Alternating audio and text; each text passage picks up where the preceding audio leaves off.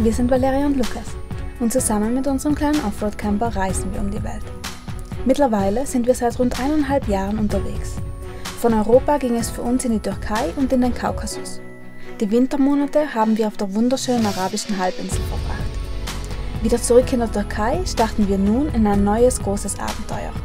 Über Georgien und Russland geht es für uns nach Kasachstan und Zentralasien.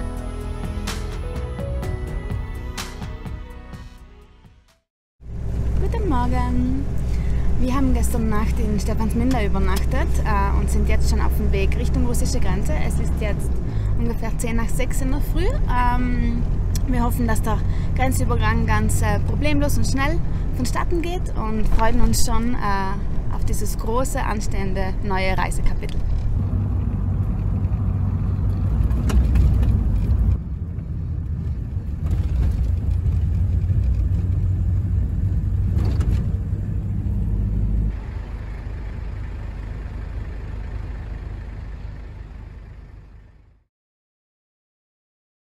Wir haben es nach Kasachstan geschafft, wir sind endlich da. Wir können es selbst noch gar nicht so richtig glauben oder realisieren.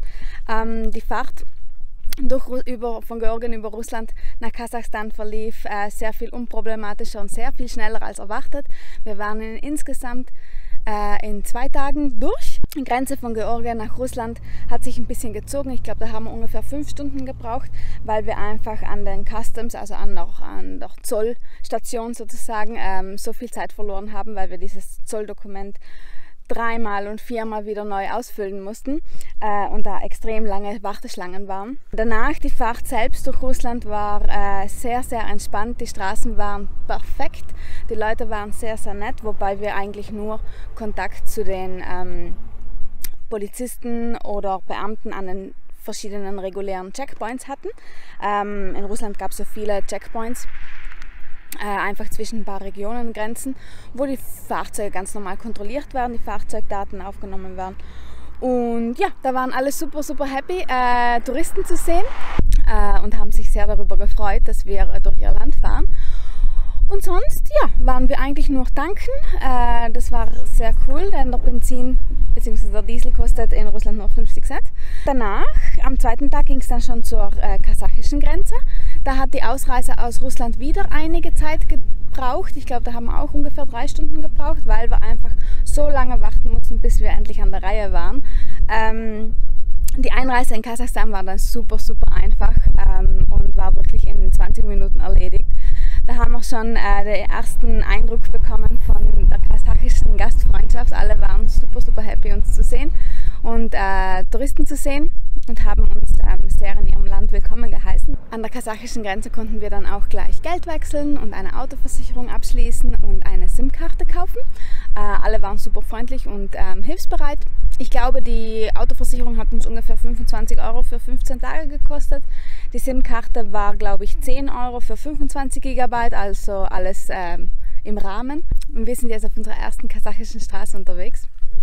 Die ersten Kilometer Straße im Land waren sehr, sehr gut und neu asphaltiert. Jetzt haben sich die Straßenverhältnisse deutlich verschlechtert und die Straße ist jetzt so eine Mischung aus Schlagloch, Labyrinth und Wellblechpiste.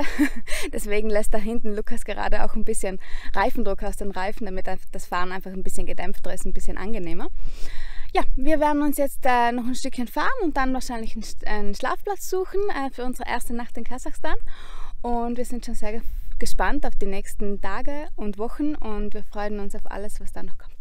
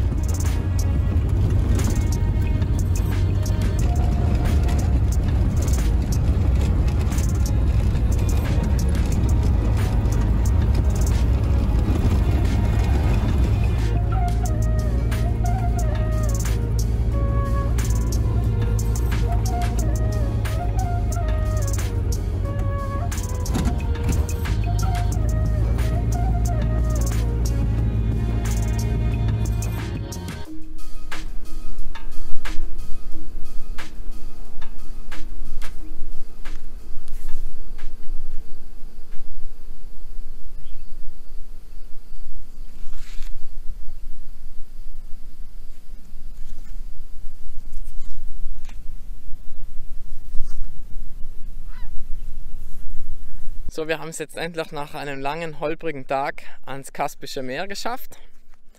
Das Meer ist da irgendwo hinter mir. Man kann leider nicht nahe ranfahren, weil alles Sumpfgebiet ist, weil das Meer zieht sich ja auch langsam zurück.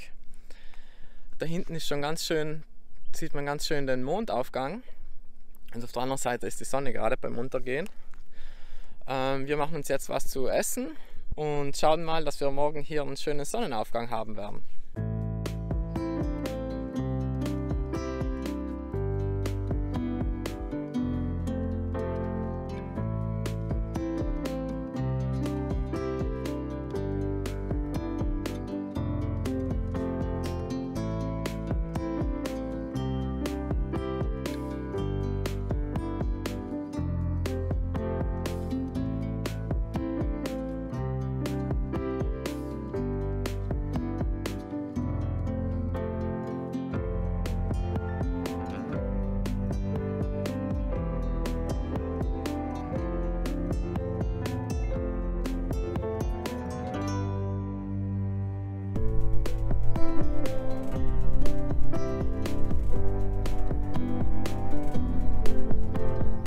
Guten Morgen. Mit dem Sonnenaufgang war heute wohl nichts. Wir waren lange im Bett, waren ein bisschen müde. Aber für uns geht es jetzt weiter. Wir fahren in eine Stadt, müssen Lebensmittel einkaufen.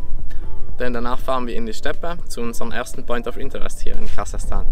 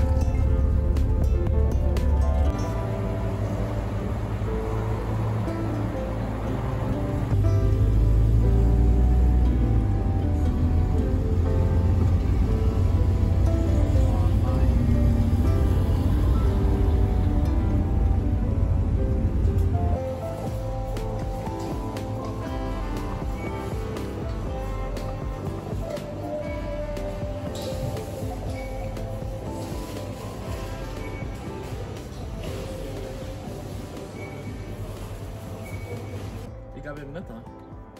Dan ga je er nog in en zo den rest net.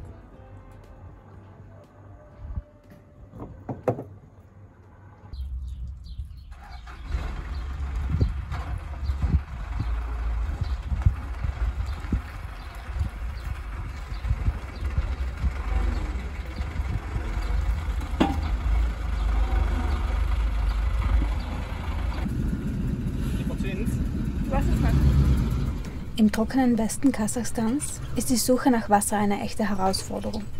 Nach einigen Anläufen finden wir eine Wasserstelle und dürfen dort unseren Tank und Kanister auffüllen.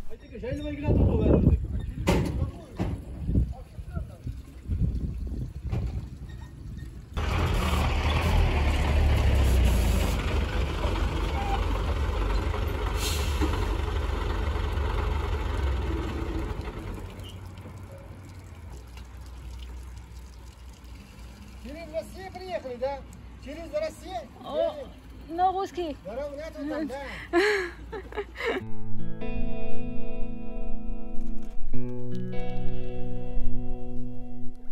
Anders als auf der arabischen Halbinsel gibt es in den trockenen Gebieten Zentralasiens auch Kamele mit zwei Höckern. Sie werden auch Trampeltiere genannt und werden seit Jahrtausenden als wichtige Last- und Nutztiere geschätzt. Die Kamele in Zentralasien sind bemerkenswert gut an Trockenheit und Klimaextreme angepasst. Temperaturschwankungen von bis zu minus 40 Grad im Winter und bis zu plus 50 Grad im Sommer machen ihnen nichts aus.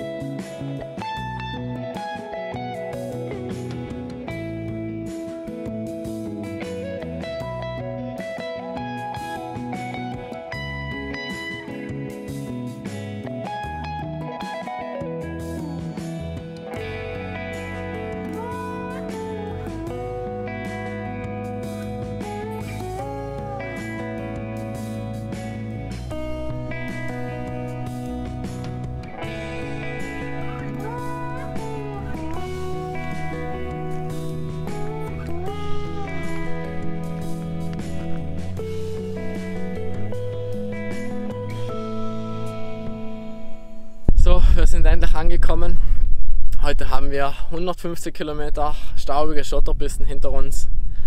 Alles ist voller Staub. Wir picken auch ganz Schweiß und Staub, alles voll eklig, ja. Aber dafür halt voll der geile Ort hier. Hat sich richtig ausgezahlt, die ganzen Strapazen.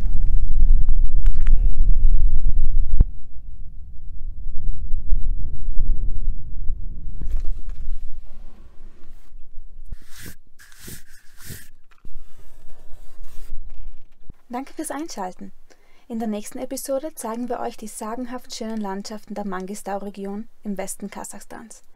Wenn euch das Video gefallen hat, hinterlasst uns gerne einen Daumen nach oben, einen Kommentar und abonniert unseren Kanal.